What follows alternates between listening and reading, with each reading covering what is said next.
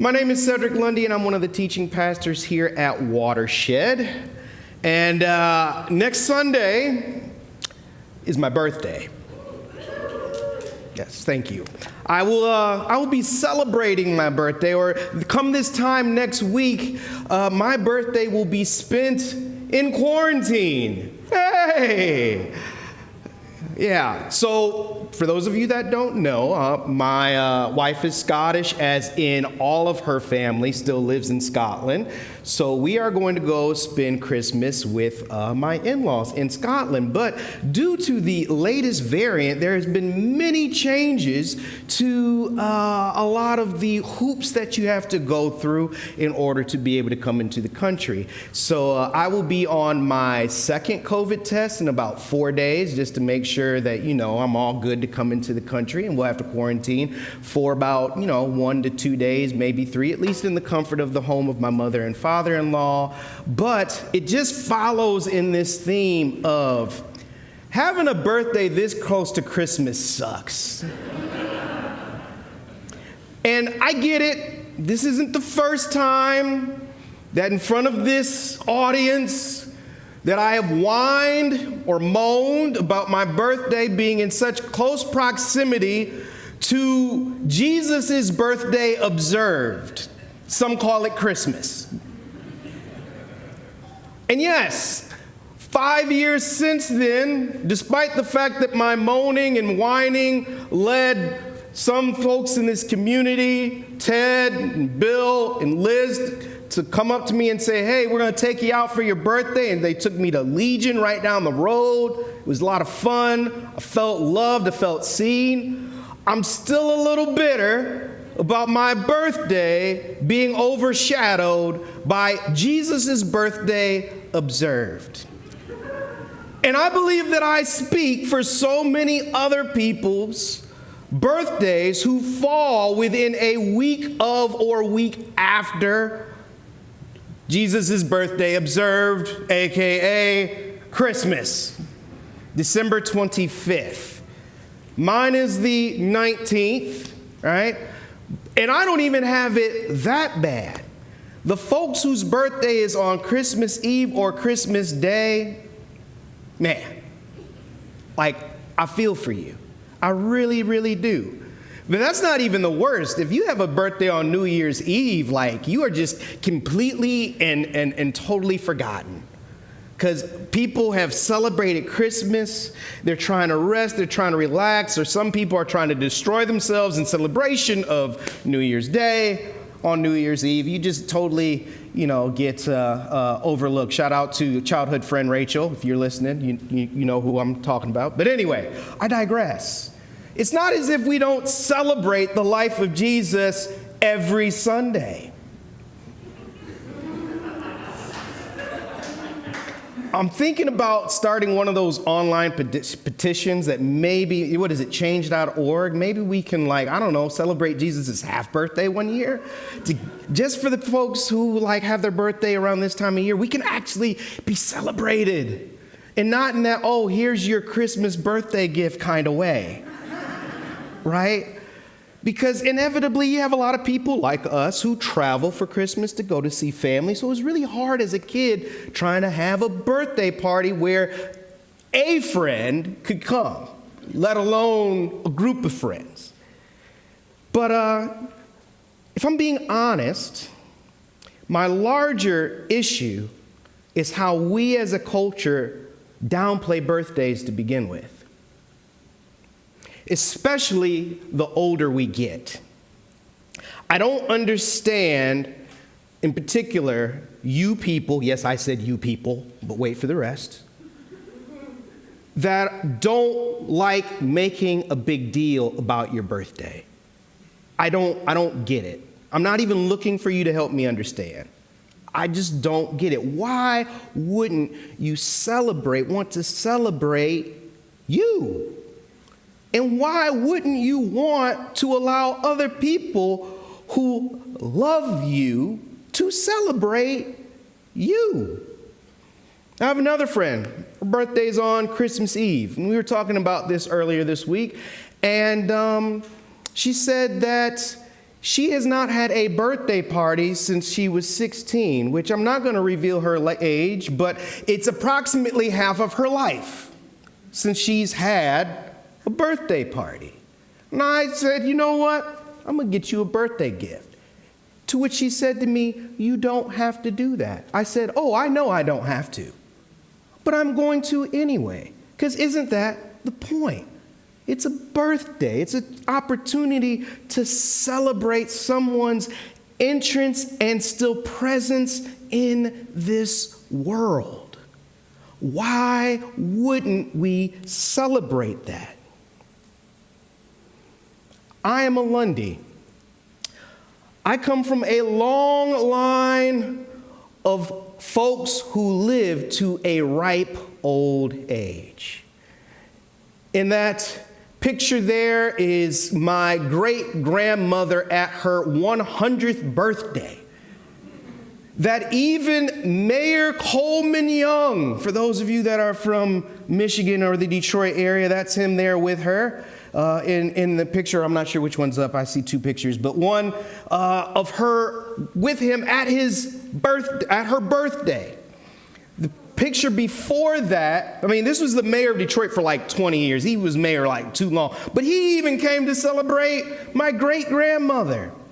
And the picture before that was my great-grandmother with my Aunt Ethel. Aunt Ethel didn't quite make it to being as old as her mother. Aunt Ethel died when she was 97. And y'all, to me, these are two of the most beautiful women I've ever seen in my life. With all of the age and the gray hair and eventually the wig, because their hair had fallen out because they were so old. But just that something in their eyes that all those years had brought to their countenance and their spirit is absolutely priceless. I remember my Aunt Ethel, she ended up dying of breast cancer at 97.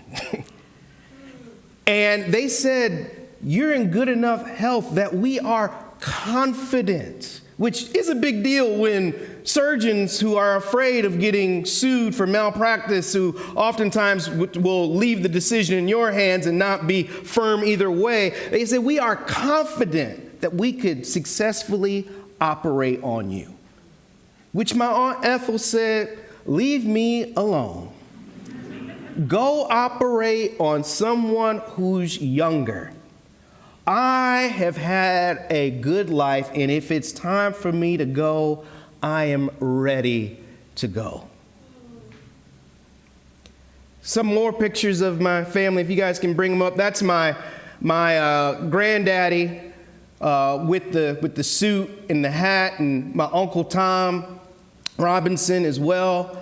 And these are some of the people that from a very early age I got to do life with, that has helped form in me a desire to one day live as long as they did. I am confident if it hadn't been for how much he smoked, my great-granddaddy would have made it into his 90s. Instead, he only made it into his early 80s. But I used to love going to my granny and my granddaddy's house, and my granddaddy would be in the garage fixing a car, working on a truck. We were convinced that he was going to die with his head in the hood of a car.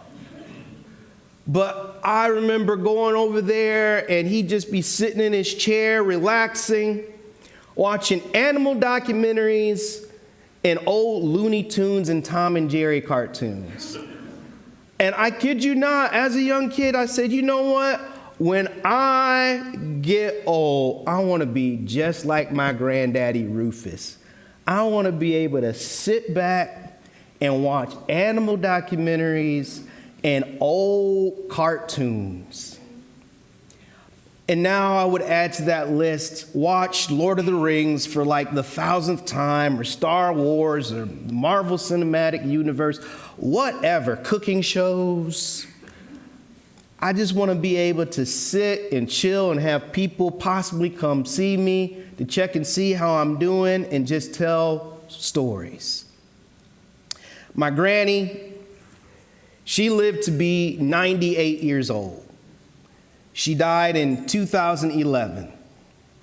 And again, just the beauty that she exuded with the age that she had, that there's something unique about that. And just being able to have her around in our lives for as long as we were able to have her and to be able to celebrate her on a regular basis. We would often come to my granny's house, but I can remember even my granny talking about, because she lived a good almost 20 years after my granddaddy died, she used to say, "Cedric, I don't know why the Lord still has me here.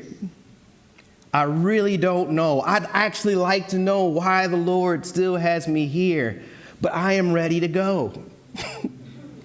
I want to be able to live a long enough, full enough life that one day I can just say, you know what? I don't know why God still has me here.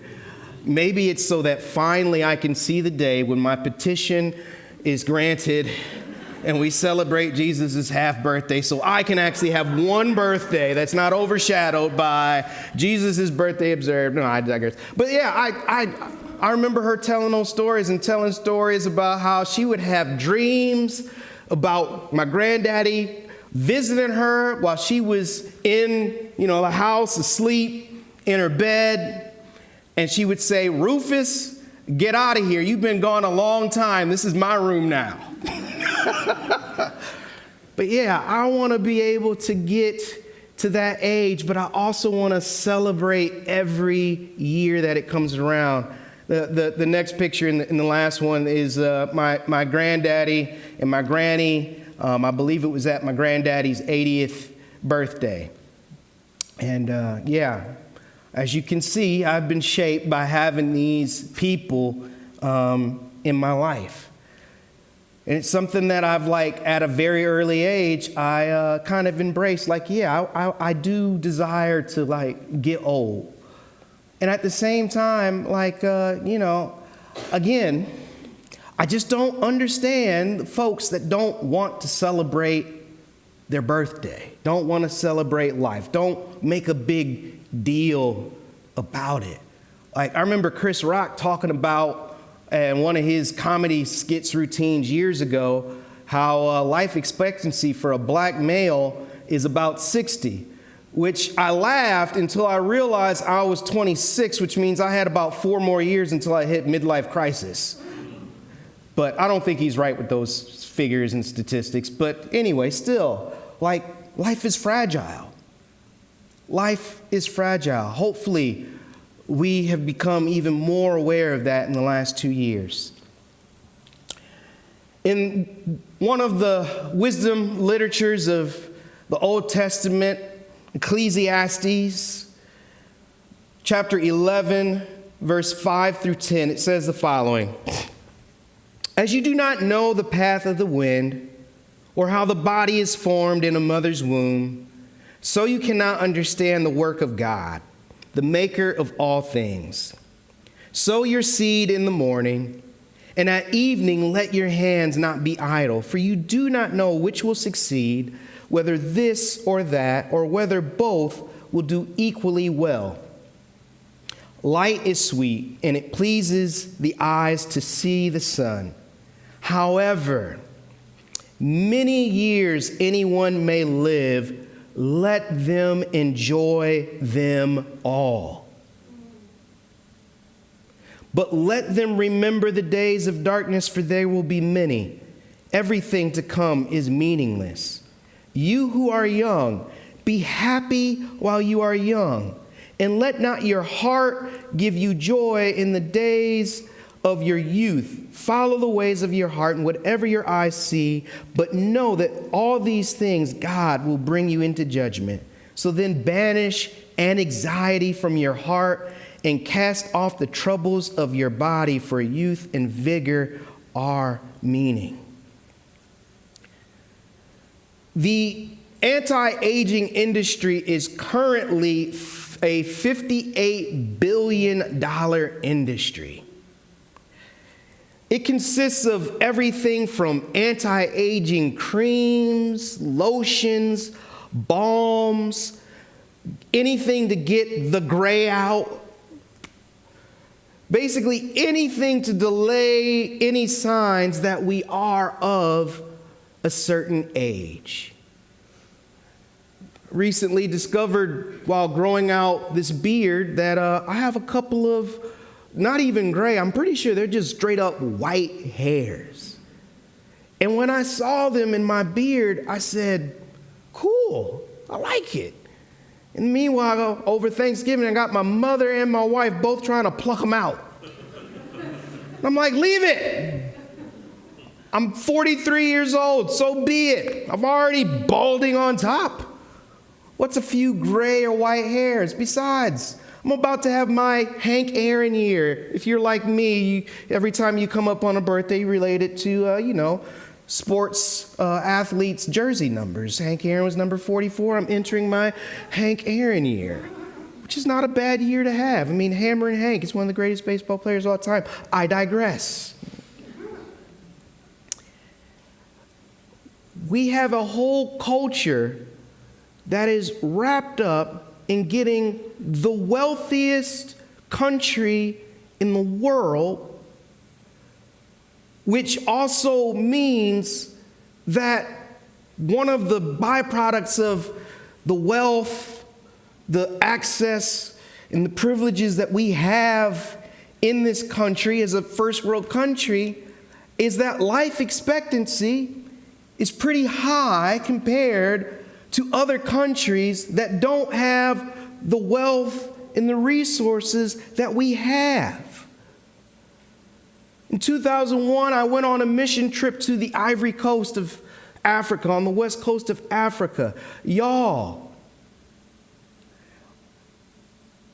I could probably count the number of people that I saw that were over the age of 50 in the 2 weeks that I was there.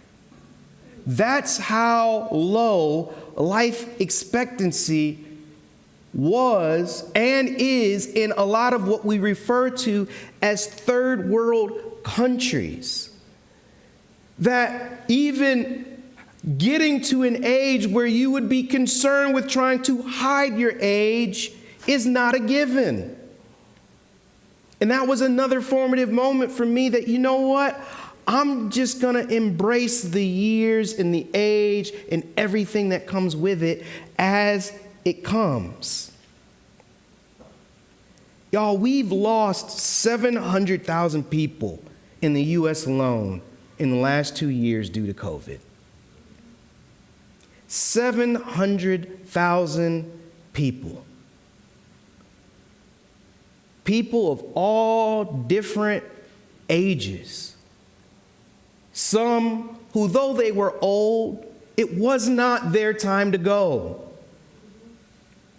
Many who died far too young, who are not going to be remembered for dying young in the same way that John Lennon or Kobe Bryant is celebrated and going to be always remembered in this young kind of way. My hope is that this massive loss of lives would actually reorient ourselves around being intentional about celebrating not only the lives of others, but also our own life and every year of it. My hope is that we would get to a point that when it is our birthday, we don't say it is my 29th birthday for the 20th time. That we would actually say, you know what? No, I am such and such age. I have been blessed with such and such number of years. Some of those years were horrible and stunk and brought me to the brink. And some of those years were filled with plenty, with joy and life and laughter. But regardless, I would hope that we would start to reorient ourselves around celebrating life. That we wouldn't just take it for granted. that we would actually be intentional about having older people in our lives so that we actually start to maybe appreciate getting old. Gene, I love having you here.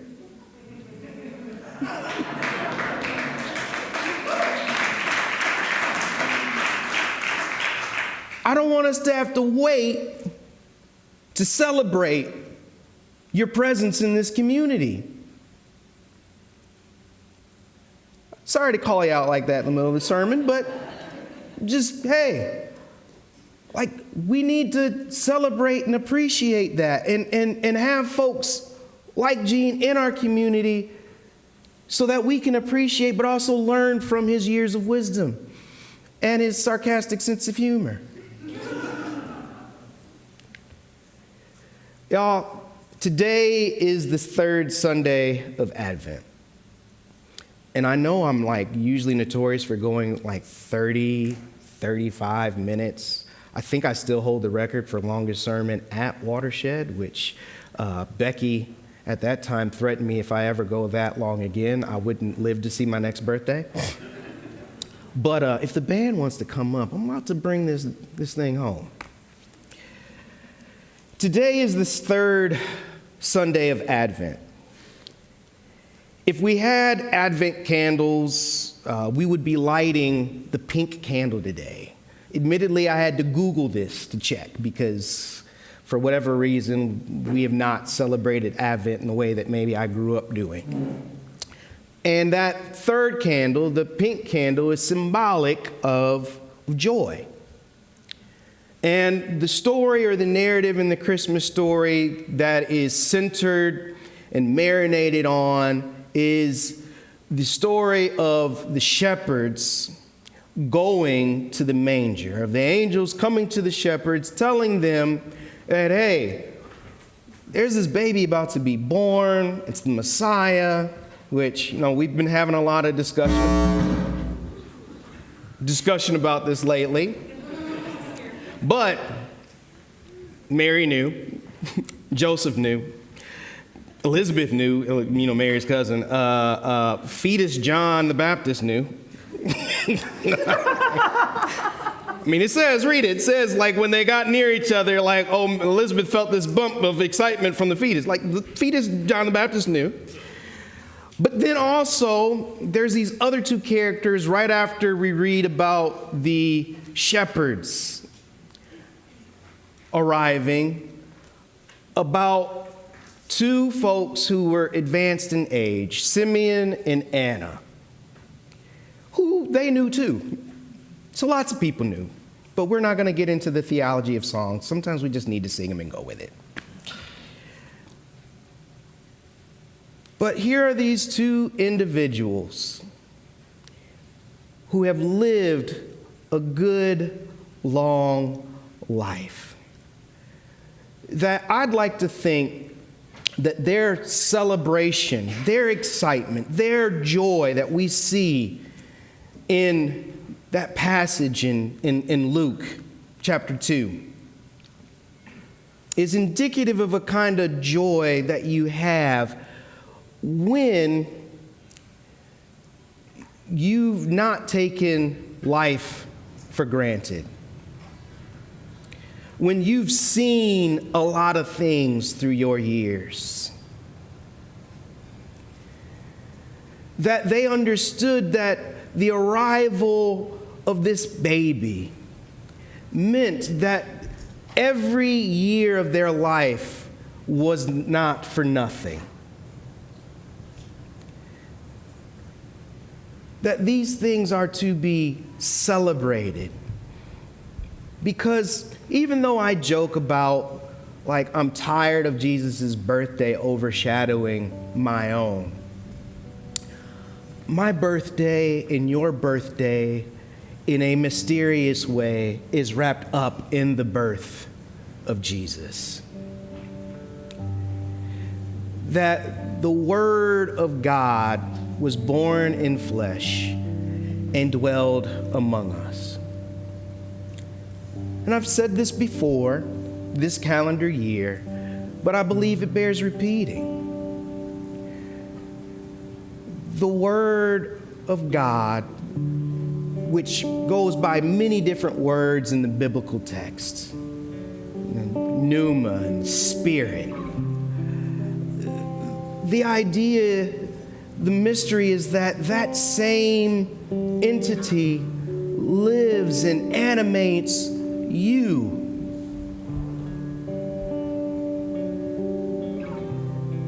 And that connects us in ways that are profound.